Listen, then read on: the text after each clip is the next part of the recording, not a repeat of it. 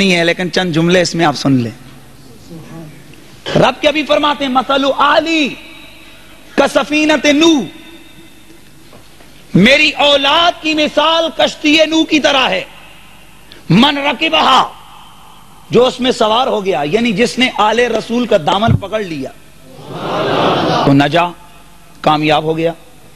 ومن تخلف عنہ، جو پیچھے رہ گیا، جس نے ان کا دامن چھوڑ دیا، ان سے بیگانہ ہو گیا، سرکار نے فرمایا وہ غرق ہو گیا. اب غور کریں کہ رب کا رسول یہ اتنا زور کیوں دے رہا ہے، اور رب کے نبی نے اپنی آل کی مثال کشتی نوح کی دی. اب ذرا غور کرتے ہیں کہ کشتی نوح کا کیا سلسلہ ہے. حضرت امام سیوطی رحمت اللہ تعالی علیہ تفسیر در منصور کے اندر نقل فرماتے ہیں، اور ابن ابی خاتم کے حوالے سے اور بھی محدثین نے اس کو نقل کیا ہے. حضرت ابن عباس رضی اللہ تعالیٰ عنہ سے روایت ہے کہ کشتی نوح، جس وقت حضرت نوح علیہ السلام نے کشتی اس کو بنایا اللہ کے حکم کے مطابق، تو کافر آئے، منکر آئے، کہنے لگے نوح کیا کر رہے ہو؟ فرمایا یہ عذاب آئے گا، اس سے بچنے کے لیے، سیلاب سے بچنے کے لیے کشتی بنا رہا ہوں. وہ مذاق اڑاتے، کہتے ہیں پینے کو پانی نہیں، اور جناب کشتی کو یہ تیار کر رہے کہ سیلاب آئے گا.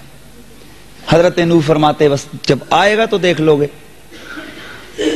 وہ دن آ گیا کہ جب سیلاب آنے لگا تھا، آنا چاہ رہا تھا، تو اللہ نے فرمایا اے نوح، اس کے ہر چیز جو ہے نا اس کا ایک ایک جوڑا اپنی کشتی میں رکھ تاکہ اس کی بقائے نسل ہو سکے. حضرت نوح علیہ السلام نے ہر چیز کا ایک ایک جوڑا اپنی کشتی میں رکھا. اور تفاسیر والے لکھتے ہیں کہ پہلے نمبر پر چیونٹی کو رکھا، اور سب سے آخر پہ گدھے کو حکم دیا کہ تو آ جا. اب جب گدھا کشتی میں سوار ہونے لگا، اس نے 2 پاؤں اندر کیے کشتی میں، آدھا داخل ہوا. بس یہ سمجھے، کشتی میں آدھا داخل ہوا تو جناب ابن عباس فرماتے ہیں کہ شیطان اس کی دم سے لٹک گیا. شیطان اس کو کھینچے اور وہ زور لگائے اندر، تو جناب نوح نے فرمایا داخل ہو اندر. بھئی داخل ہونے دے، شیطان تو داخل ہونا.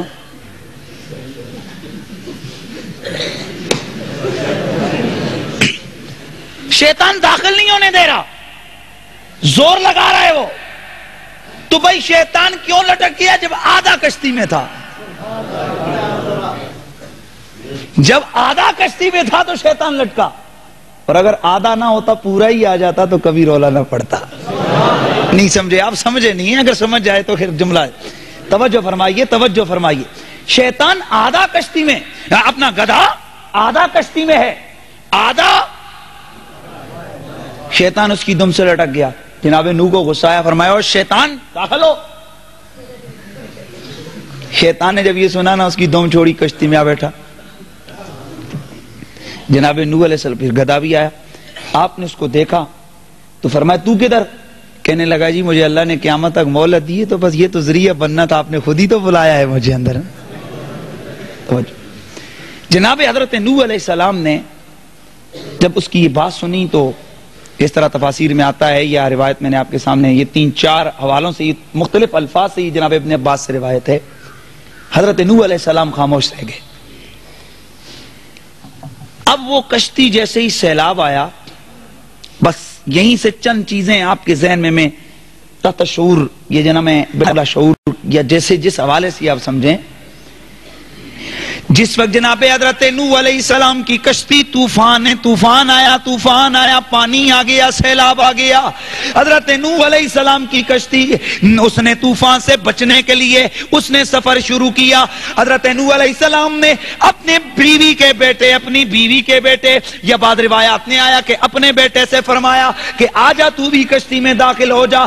کہنے لگا نا مجھے اس کی ضرورت نہیں ہے، اگر سیلاب بڑھتا گیا تو میں وہ اوپر اونچے پہاڑ کی چوٹی پہ چڑھ جاؤں گا اور میں بچ جاؤں گا. جناب حضرت نوح علیہ السلام، آپ نے عرض کیا او میرے مولا، یہ جو میرا بیٹا ہے یا میری بیوی کا بیٹا ہے، یا اللہ اس کا کیا بنے گا؟ رب نے فرمایا اے میرے نوح، اس نے تیری کشتی کو چھوڑا تو یہ تیرا نہیں رہا.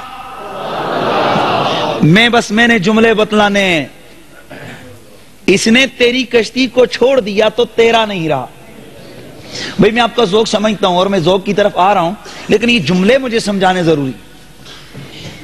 اے نوح، جب یہ تیری کشتی سے دور ہو گیا تو تیرا نہیں رہا. بھائی سمجھنا ہے. اے بیٹا لیکن اے نوح تیری کشتی سے دور ہو گیا. سمجھنا بس یہ جملہ پھر سمجھا رہا ہوں.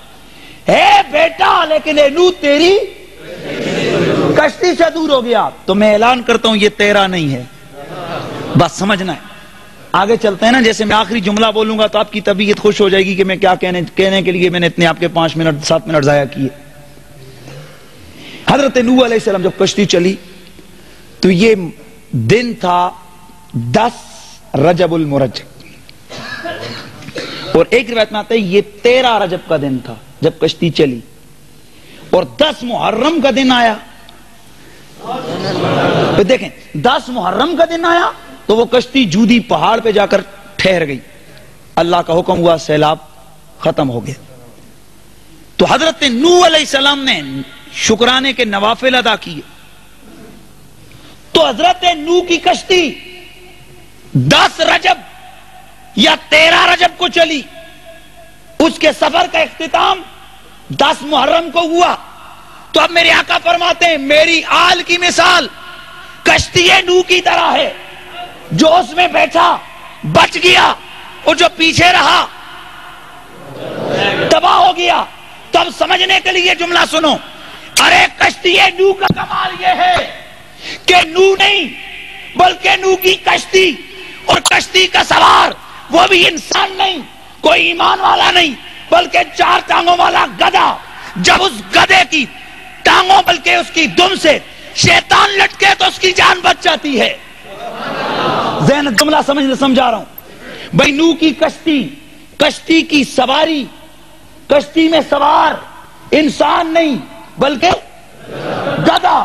تو گدھے کی دم سے شیطان لٹکتا ہے تو اس کی جان بچ جاتی ہے. تو گویا جواب آتا ہے، اعلان ہوتا ہے ارے نوح کی کشتی کے ایک سوار گدھے کی دم پکڑ کے شیطان کی جان بچ جاتی ہے. تو میں تمہیں کہتا ہوں میری آل کی مثال کشتی نوح کی طرح ہے. میں تمہیں حکم دیتا ہوں کہ اگر دیکھو نوح کی کشتی کے جانور اور اس سوار گدھے کی دم پکڑ کے شیطان بچ گیا ہے، تو اگر تم نے میرے نبی کی آل جسے میرے نبی نے کشتی نوح کی مثال قرار دیا، اگر تم نے ان کا دامن پکڑ لیا تو تم بھی بچ جاؤ گے. لیکن اگلا جملہ سننا. شیطان نے جان بچانے کے لیے لڑ پکڑا.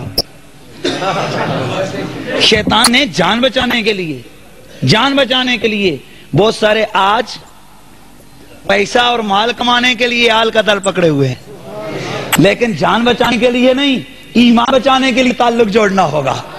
شیطان نے جان بچانے کے لیے تعلق پکڑا، لڑ پکڑا، نوح علیہ السلام کی کشتی کے جانور کا دم پکڑا. تو اگر نوح کی کشتی کا گدھا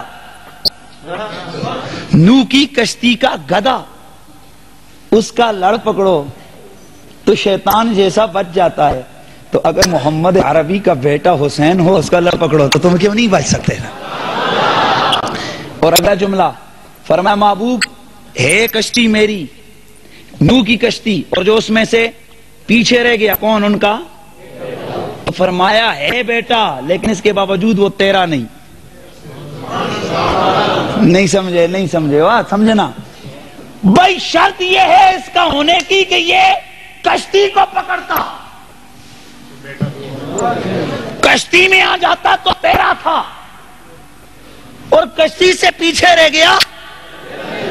سمجھو یار سمجھو، تیرا نہیں ہے. تو میرا نبی کہتا ہے میری آل کشتی نوح کی طرح ہے.